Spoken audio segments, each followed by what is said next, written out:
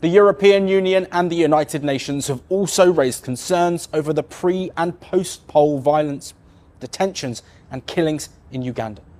Well, joining us to further break this down is Dr. Ambrose Igboke, an international affairs analyst, joining us live from Enugu, Nigeria.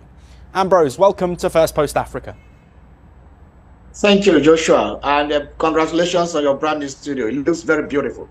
Thank you very much. Let's first take a look at what this alleged raid says about democracy in Uganda. Is there any space for opposition parties and opposition politicians under a Museveni regime? Uganda's case has been particularly peculiar. Since their independence, they have not been very lucky with smooth transitions.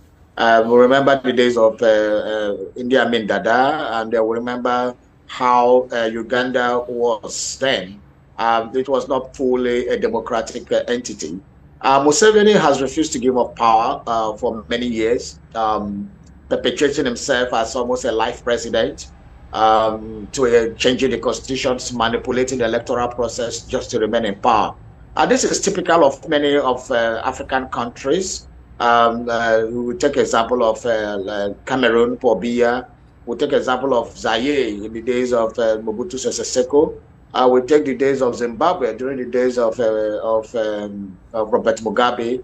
The list is endless for African countries that presidents perpetuate themselves. The days of Muammar Gaddafi of Libya. The list is endless. And it speaks very poorly of a democratic rule in Africa, where a lot of people have started arguing that aside from the military coups that take place in Africa, that this trend can be likened to a civilian coup, where the will of the people is being truncated for people who steal power through not the bullets of guns and barrels of weapons, but through manipulating the electoral process against the wishes of the people. It's a sad development in Uganda. Our thoughts that Museveni would have stepped aside for a clean electoral process to take place. But unfortunately, what we saw this January in the election was not it.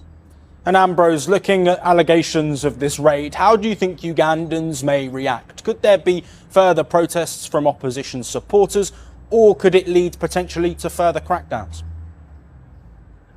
What has happened in Africa across board is there seems to be a very high level of docility among African electorates because Africans usually think that, oh, this person is from my ethnic group, this person is from my religion.